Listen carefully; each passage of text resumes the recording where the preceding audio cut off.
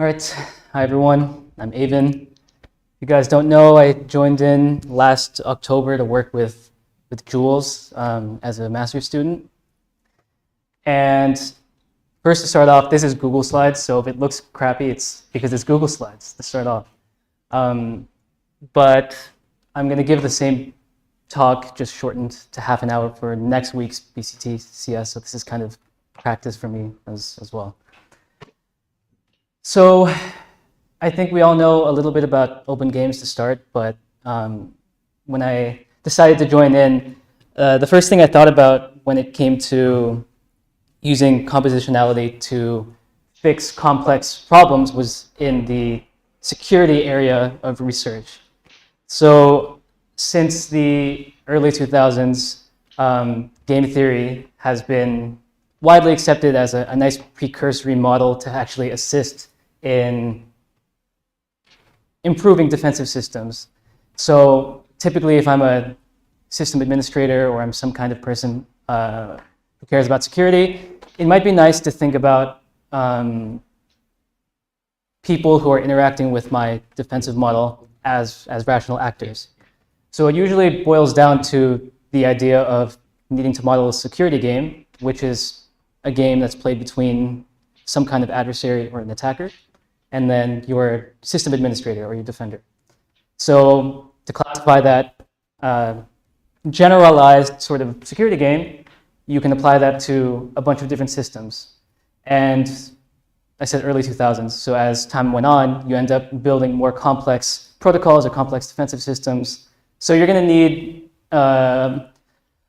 let's see, a more thorough game theoretic model to describe these systems. So I'm going to briefly cover what this looks like right now. So in the case of, for example, if I had a smart grid network, and this is like electricity, right? And I want to be responsible for making sure that parts of my smart grid can't be accessed or attacked by certain adversaries at different parts of my smart grid. I need to think about how to best allocate certain resources in order to be able to defend from these kinds of attacks. So if we look at something like this, we're really focused on this top left box. We're really working in the realm of game theory. We're not moving outside of game theory, to just be clear. But the idea is that once you develop your game theoretic model, you should be able to test certain defensive strategies and say, under these conditions in my model, I should be able to implement that in my actual system, and let's see if that actually improves performance or improves the security of my system. So what do we do nowadays? The current state of the art is, as someone who's in security, I know what my system looks like. I need to abstract what I think my attackers would look like, and then what my defensive capabilities are. So in the game theoretic model, that would correspond to saying, here are the things that I can do as a defender, which might be like I said earlier, allocating a certain defensive resource. That would be an action the defender could take. Similarly, you would say an attacker might have some other possibilities. Actions like probing a certain system, or just accessing a system. So the usual design process is I have a system, I try to define it in game theoretic terms. And once I have my model, then I need to define some kind of algorithm to solve for a solution concept like Nash equilibrium, and say that if I can find this Nash equilibrium, or I could find some kind of data according to these strategies, I should be able to use that and improve my system. So usually it looks like a test bed where I might set up a network of 5 servers, right? And I have some kind of defensive strategy involved with that. Then I take my game theoretic model that says, hey, maybe you should try this defensive strategy instead. And then you determine whether that actually helped or not. And then on top of that, you can use learning algorithms to actually do this dynamically, to be able to change your strategies and find the optimal strategy in this case. So what my research ended up doing, or at least a bulk of my time, was seeing some interesting trends between different kinds of game theoretic models that people have come up with. So you have papers and papers of a model that usually centers around very similar variations of the same problem. So that was kind of the ding, ding, ding. We should probably start to think about how we might be able to use a framework that can actually build these compositionally. And furthermore, if I want to think about my system in little parts, the subsystems, I should be able to look at each piece individually, right? So if I'm thinking about a smart grid and I model that as a two-player game, then you have to deal with your defender being responsible for a network of resources that they need to watch over. And then what do? You vectorize over that. How do you treat each of those nodes as different in a sense? So you want some kind of flexibility. You want some kind of language to express how to build these models maybe easier. So the idea behind, and why I'm here, is compositional game theory. And I'm more focused on the implementation, the Haskell implementation of this. But the idea is would compositional game theory be a nice candidate to actually allow security administrators to be able to take their attack defense scenario and translate it to an expressive model of the situation they're at hand. And what's nice about compositional game theory is we've seen its effectiveness in problems like microeconomic problems, auctions, smart contract analysis. So really I'm taking the application of compositional game theory to a different area of applied modeling. So I'm mostly concerned with being able to develop a way to actually use CGT, compositional game theory, to build these models. And then I'm learning along the way. You can actually call me a guinea pig because I didn't know any game theory before coming in here. So I'd say I'm learning game theory from this. So we can see how that might help. Really, the pitch we want to make is, would using open games be effective in this area of research? So to briefly cover the theory under the applied side of this, if we're talking about deterministic games, we can construct a category of games where you could think about this nice string diagram where the boxes are our morphisms in our category and our pairs of sets are our objects, right? So the idea behind being able to think about building these games is that you should be able to compose these games sequentially, which would correspond to sequential play in game theory, or parallel composition, so you should be able to model simultaneous play. And so putting the modeler hat on, I'd want to think about these boxes as some utility maximizing agent that, given some observation, which would be this X is a set of observations, I make a decision based on an observation Y, I'll receive some kind of payoff contravariantly in this direction, and some co-utility.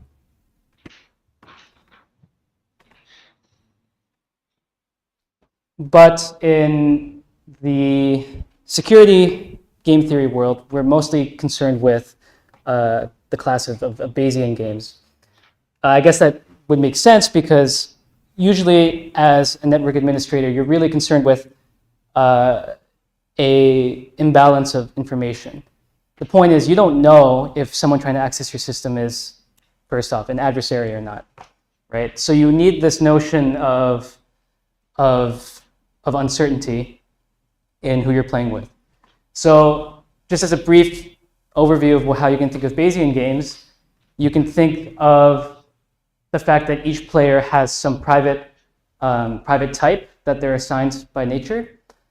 And you should be able to, as a Bayesian agent, you should be able to observe a certain, you should make some observation based on a common knowledge prior distribution. And based on what you observe, you should be able to update your belief about that and maximize your utility and act accordingly. So luckily, I showed the deterministic version of open games. So if we want to think about this in the Bayesian setting, you need to work in a different category because you need to be able to support the fact that given an observation, you need to return some kind of distribution over your possible moves. But the purpose of this slide was because I wanted to go over this specific example because it actually becomes pretty relevant in what we end up doing in the security model. So if you're not familiar with the market for lemons problem, the basic gist is that you have some kind of seller who observes the type of a car and tries to sell it to a buyer. And you could see from the string diagram, you can actually read off exactly what people could see and not see. So the seller gets to see the quality of the car, Q, but the buyer only observes what the price that the seller decides to give.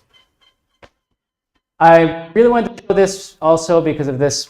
This is our common prior distribution where nature draws your type and assigns it to player S here. Why do we need this copy operator? So you'll notice that the type Q and the move P, they all need to be copied and moved to our utility over here. And that would make sense because our payoff, which is, you can see in the real numbers going this direction, they're all going to be dependent on the assignment of types and everything else that happens outside the scope of your world. So S doesn't have any clue what P chose, right? But whatever B chose, but that decision that B made will be relevant in the payoff for S. So it's a form of signaling game that actually is a very important focus to how I ended up designing a specific security model. So I thought it was nice to start with a economic and also like a nice string diagram of it because I don't actually have any of the string diagrams of what I ended up building. So we have the theory, and Jules is here, who implemented this as a Haskell DSL for modelers to actually be able to use. So now you're able to use this language that actually encodes those morphisms or those boxes that we just saw in code. So I just wanted to go over how to read a block of code at a very high level. So you'll notice that this is a Bayesian prisoner's dilemma game. And what we have are 3 different blocks. The first block, I'm too short, but the first block ends up being nature draws some kind of type, either a rat or no rat. And you'll notice that that's in the operation. And outputs basically provides the name of that variable that can be accessed and sent to these other 2 blocks. I thought it would be nice to describe a little bit about how scoping works, but just to put it briefly, in your inputs and outputs, you should be able to access it going this direction. But when you look at your payoffs in returns or in feedback, you're really looking in this direction. That's a really bad way of putting it, but in this case, we don't have to think about it as much.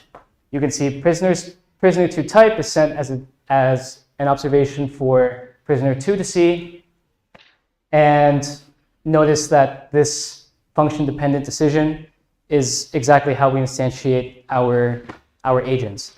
So something like nature is not doing any strategic moves. But if you use dependent decision in this language, you're saying that given this player, and we actually instantiate the player by their name here as a string, they're going to make some kind of strategic decision, based on what they observe, and then whatever payoff they get. So everything in here is in this block here, right? Open game. But this PD payoff 2 is just a regular old Pascal function that you define outside. So the way I see it is this helps you structure your games, but when it comes to defining payoffs and defining your action spaces, then you're working in regular old Haskell. So now that I'm able to construct this model, the idea is I should be able to supply certain strategies to this game, and this nice library should let me compute the payoffs given that certain strategy. Just wanted to clarify that this doesn't solve for equilibrium. It's really just testing whether strategies are in equilibrium and provides some kind of payoff for that strategy. And we'll get more into how to read the analytics later.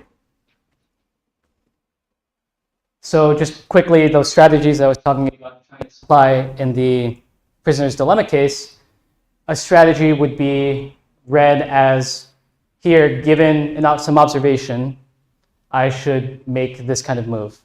And in the Bayesian setting, this is why we have this stochastic operator here, because given some observation, you need to have some distribution over your possible moves.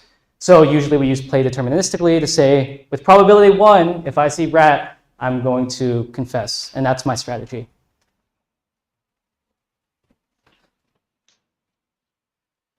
Okay, so we went through a very quick jump over of the tool itself, right?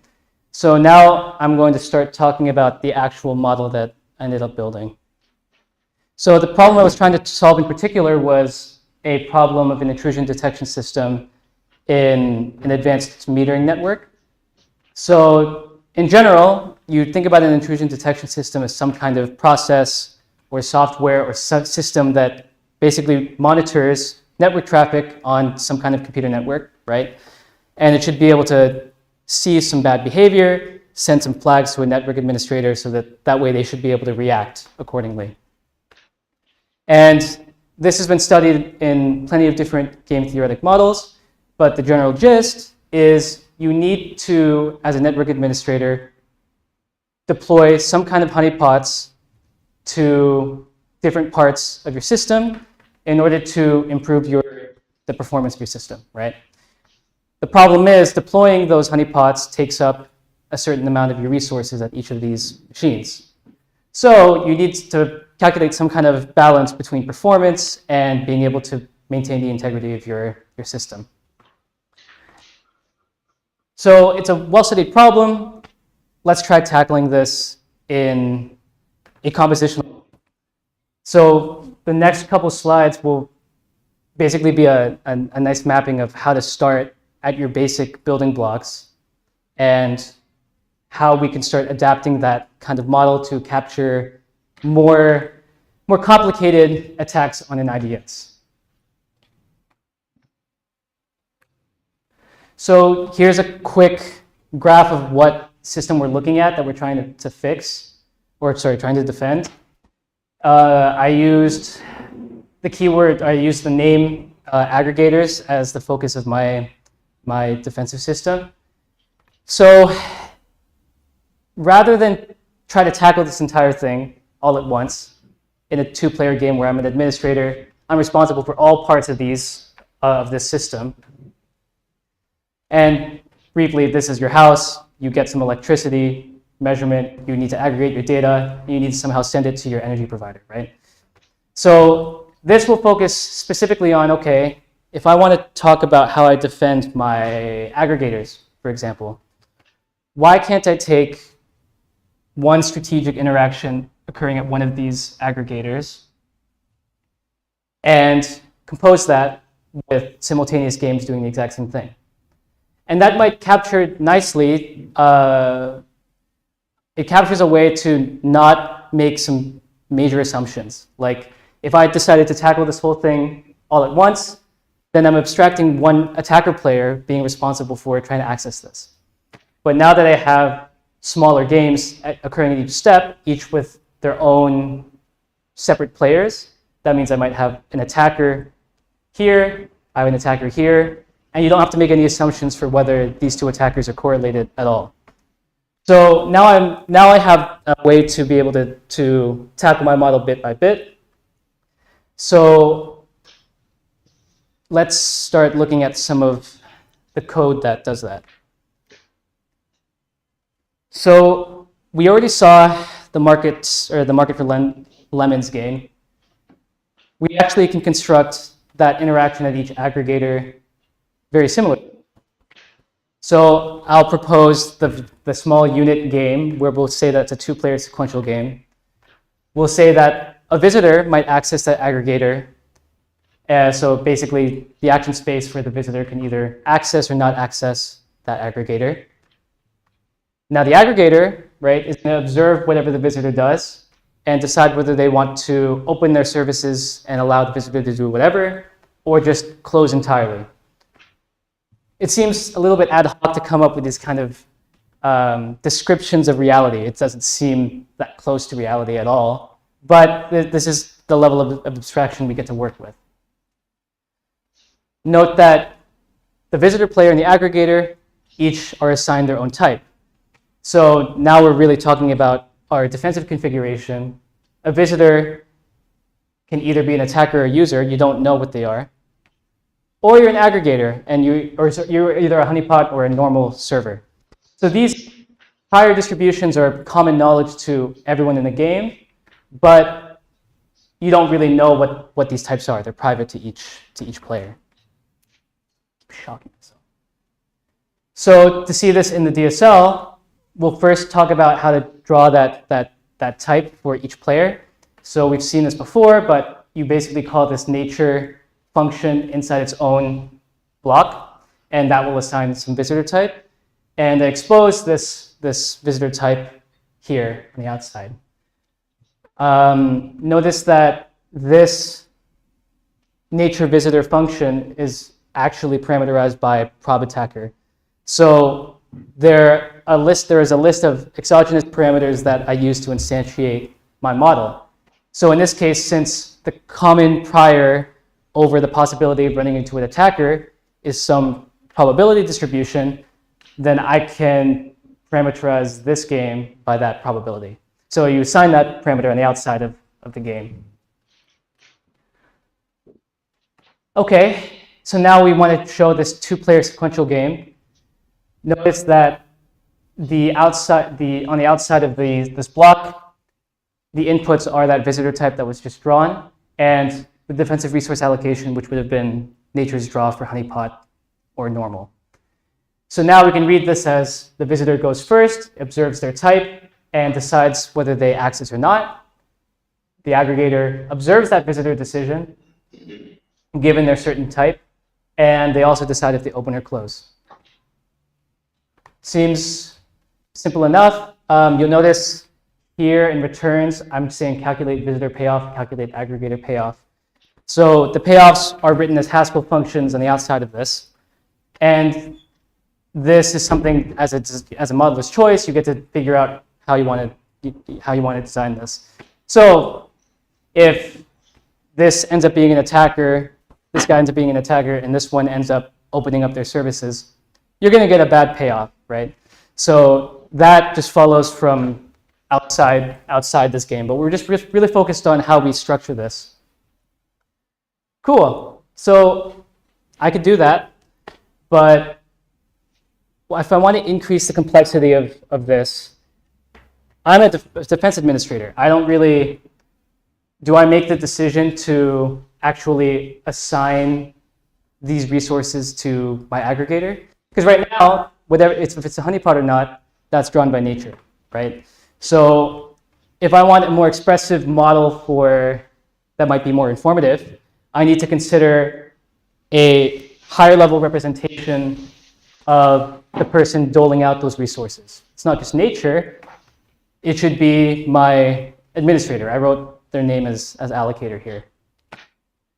So I've already written my model, but now I can add a new game that says, for some allocator, I can assign some kind of honeypot to a certain aggregator.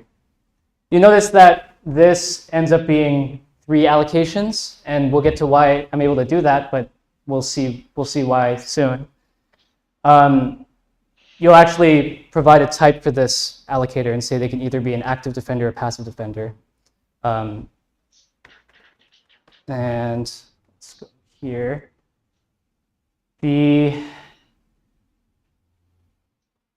So what I've done is I've just shown the same picture 2 slides ago, but I unblocked little pieces of code that were actually relevant.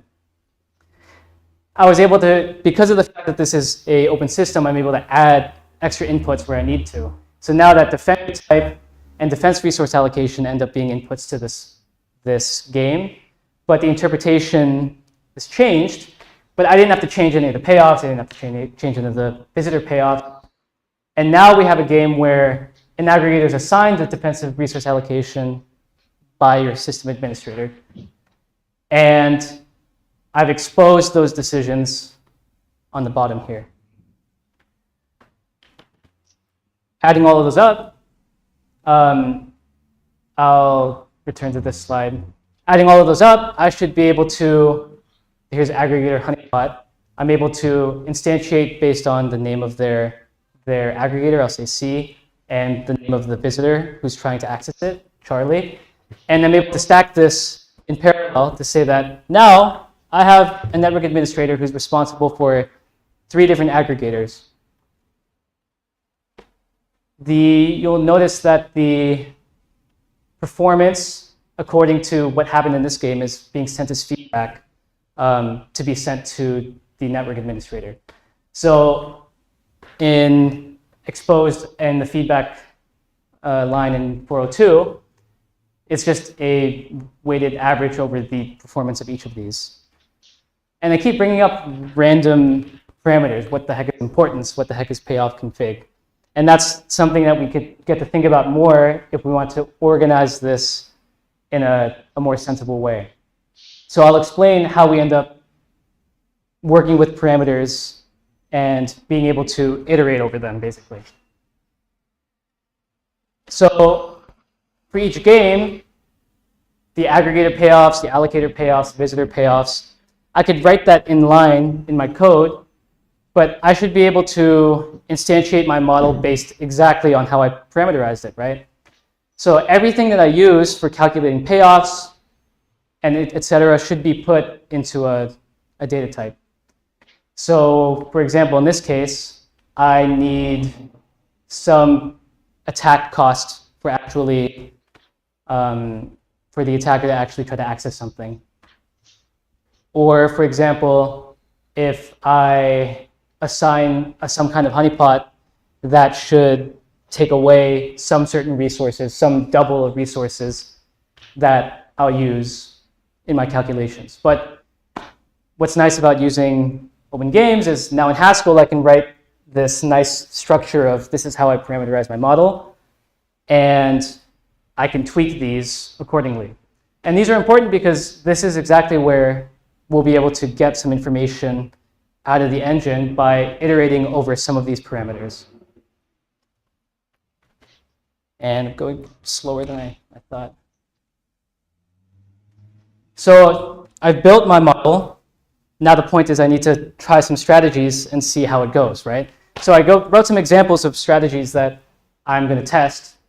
So I might read this as an allocator would say, I'm going to assign a low interaction honeypot to allocate aggregator A, B, and C. So it's written as a tuple of 3. And similarly, these are all just basically assigning the same kind of resource to all 3 simultaneously. And obviously, we can permute this tuple so you can have different kinds of strategies. The only strategy here that ends up being dependent on the type that the allocator had is right here.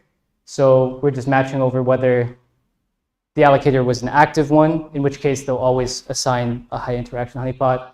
Or if they're passive, they might just assign a low one. But so there's plenty of these strategies I want to test. So I've written them in Haskell. now I should be able to test them. Similarly, the aggregators have their own strategy, and you might think of a different strategy might look like, if I want my aggregators to be saving power, I don't want to be deploying very interactive, very energy reducing honeypots. Then if I'm assigned that allocation, I'm just going to close, right? And I don't want to use it. So these are just to demonstrate some of the strategies I want to try out. So I just built a model with for a network administrator who's responsible for 3 different aggregator games. And you'll see in literature, it ends up being, hey, I read about this model. I need to adapt this slightly and try something else, right? But you try to describe the same system, and you end up having to start from scratch and building your model again with other assumptions, etc. So the point I wanted everyone to go home with is the fact that I should be able to flexibly adapt what I've built already to cover those kinds of scenarios. So right now, what do we have? We have let's see here, an allocator who's only really observing what type they have in order to make some kind of decision on how they should act, right? But again, I should be able to allow some flexibility in what the allocator can do. So there's one strategy that's prevalent in security research is, if I assign a honeypot to some server, right? Do visitors know whether it's a honeypot or not, right? So a nice addition would be for a network administrator to actually lie about the status of this system. I might want to say, this is a honeypot, but I'm going to camouflage it, and I'm going to tell visitors, hey, this actually is a normal one, right? So we've just changed our problem slightly, but we're actually able to show that we can accommodate this kind of strategy, this deceptive strategy, by altering the allocator game slightly. I've added this extra config that says, if I'm given a certain configuration of my system, let's say this is my true configuration of honeypots, now my allocator could say, I look at that configuration, and I'm going to convey to the visitor, this is what the configuration is, right? So I'll look at the strategies to demonstrate that. You'll see in line 149, and again, this is the same aggregator honeypot game that we saw earlier. This block hasn't changed at all. We could still take that out and use it whenever we need. It's still using the same payoffs, and it is observing some kind of allocation that it's actually operating on. The only change is the visitor now can actually look at what the deceptive resource allocator said. And you can say, well, it looks like the server I'm accessing, it looks like a honeypot because my resource allocator ended up sending that deceptive signal. So the whole point is that I had this model built, and if I want to demonstrate how deception would help improve the model, I just had to make small tweaks to what I've currently built.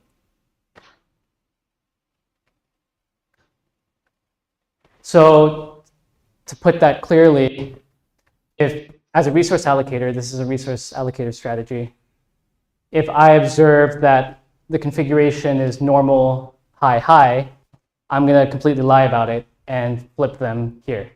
And that's an example of a strategy that I could try testing out.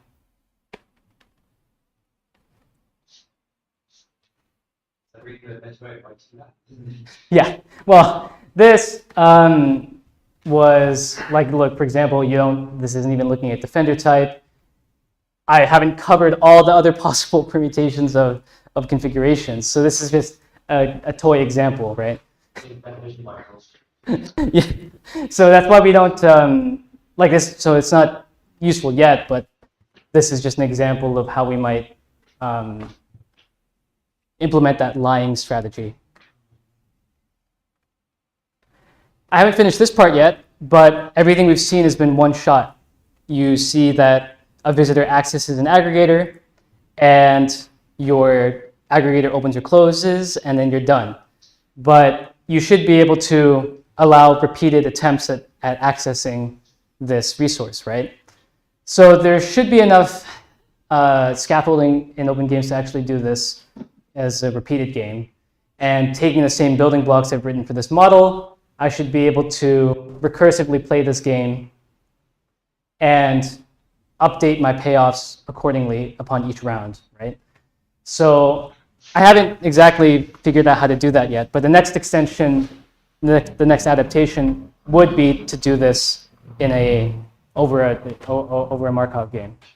But I'm getting there. I'm getting there. So we built the model, we built the strategies. What are we supposed to do with it? So this is what your engine will give you back after testing a certain strategy, right? And now we should be able to extrapolate some kind of information that helps us. So we're probably more inclined to be able to look at this payoff. And given this certain strategy, if that wasn't the most optimal strategy, it would actually tell us, here's your optimal move, and here's what your payoff you could have had if you acted differently. And I'd show this huge text file of an output of this game over certain strategies. But what I'll show today is what I've gotten so far out of the model, which is to say that over the prior probability of visiting an attacker, how does my defensive strategy hold up? Does the payoff go up? Does it go down?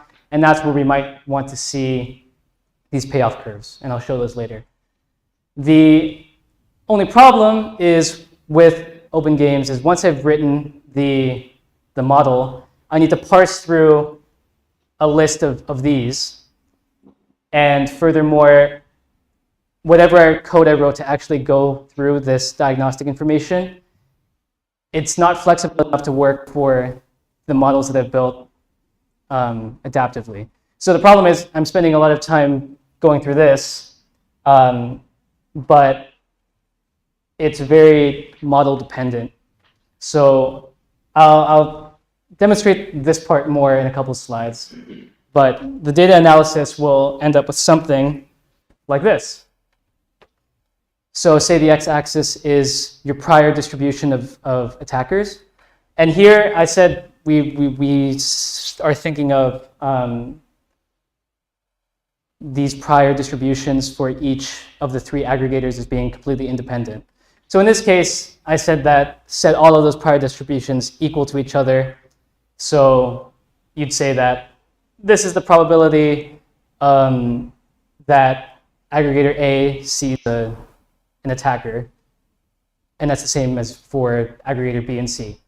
And now I can instantiate my parameters with a range over these prior distributions, and then I can extract the payoffs given certain strategies. So I might read this as if my resource allocator was assigned type active, then playing a normal strategy, which was assigning normal operations to all three of my aggregators simultaneously, that ends up being my highest payoff as my probability of running into an attacker increases. Which is weird, because why are we not applying any defensive resources? Why are those lower than our why are those lower when we try to deploy high interaction honeypots or low interaction honeypots? And you usually see these in Bayesian games because you have this reputation of being some kind of active defender. You might be better off just not deploying any resources or something like that. But this was an example of how to get something out of the Open Games Engine by iterating over these parameters. In the deceptive model, where we allow for those lying strategies, right? You could still see that the being honest and being an active type ends up having nice payoff over the same distribution of attackers. But it's a similar payoff curve. And clearly these kinds of strategies don't end up working out in this case. So yeah, those are some examples of the data analytics you can get out of this. So I covered a system where you deal with three aggregators, right? But that's not really close to reality if you're talking about end players. It takes maybe a couple minutes to run this model with, how many players is that? 7 players. So we had a little bit of scalability and number of players, but if you want to start talking about anything more than that, it might become more difficult. And whether or not this ends up being better than just solving for equilibrium and finding your optimal defense strategies based off of that, that's a kind of comparative analysis that needs to be done still. So I mentioned some limitations and brittleness in doing the data analysis. So just to draw a quick picture, we said that we have games happening simultaneously. So you can think about your games happening in parallel then, right? So this would have been the aggregator A, B, and C playing against their respective visitors, right? So I wrote this in code, and you want to, for a certain strategy, you're going to calculate payoffs based on the unobservable state. So everything else that happened that each aggregator didn't observe, you're going to have every permutation with positive probability of these happening. So you end up looking at this unobservable state for each of these games. So when I looked at the payoff curves here, right, you get one payoff per parameter, right? But you need to isolate the specific world that you need to look at the payoff for, and that requires going through a string that looks like this. So I use regular expressions to iterate over all of these strings and choose which ones I want. But these games are happening in parallel, and you'll notice that these unobservable states are identical except for the addition of these guys right here. So what's happening is you'd think that because of these are simultaneous, the unobservable states that they have to check end up being the same for all of them. They're not. Bob is actually able to take a look at exactly what Alice had done previously. And similarly, Charlie is technically looking at that from Bob and Alice's point of view.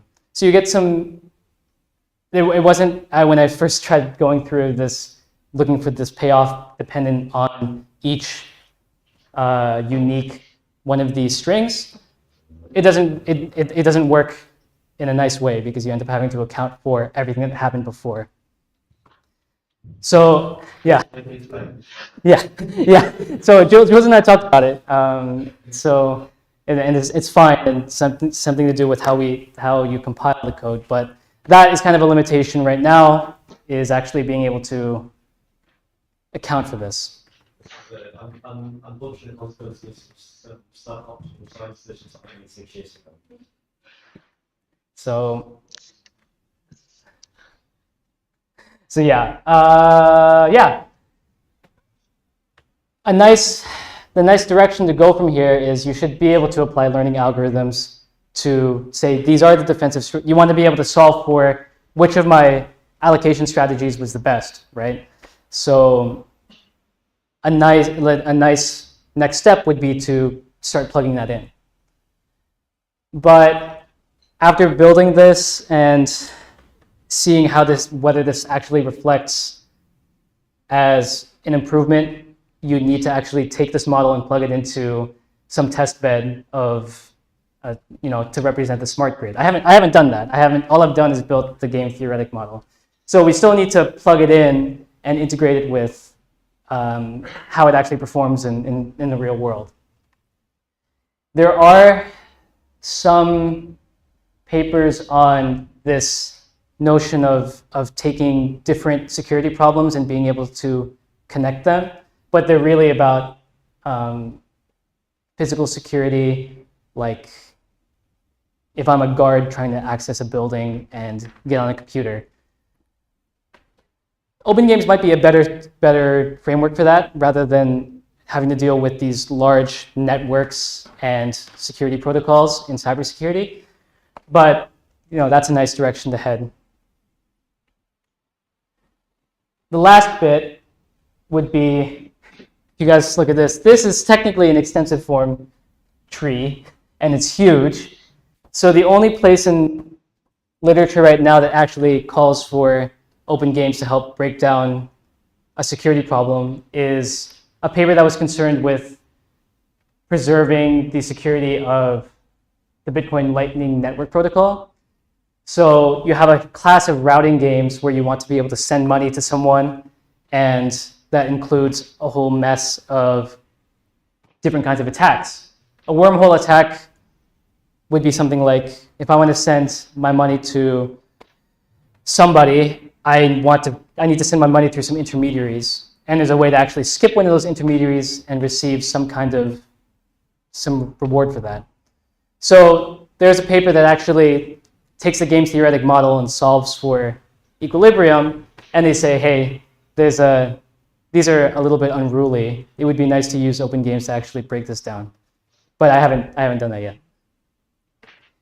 On the other hand, thinking about the resource allocator, it would be nice to actually, it's a pretty general notion, right?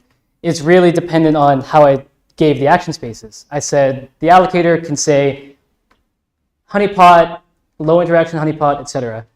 And it would be nice to generalize that, because you capture this notion of I'm a player responsible for a number of players in my system that I should be able to dole out certain rewards, right? Rewards or defensive allocations, etc. So there's a really cool class of problems related to how in mining pools, you'll see that mining pools are a collection of people trying to mine on the blockchain, but they're usually incentivized to actually attack other pools, because the more of the market share you have, the better off you are. So there's plenty of game theoretic models that are trying to say, hey, if I'm a pool manager, you should actually reward each of your people in your pool to behave well. And then you have to deal with things like, do players move around pools? In fact, can your pool manager promote adversarial behavior? What if I was a pool manager that said, hey guys, why don't you try attacking the other pool and we'll try to take over this market, right? So you have a complex problem that might be nice to try using open games with, and I thought I would have it done by today, but I'm a lot slower. So yeah, that's it. I'm done.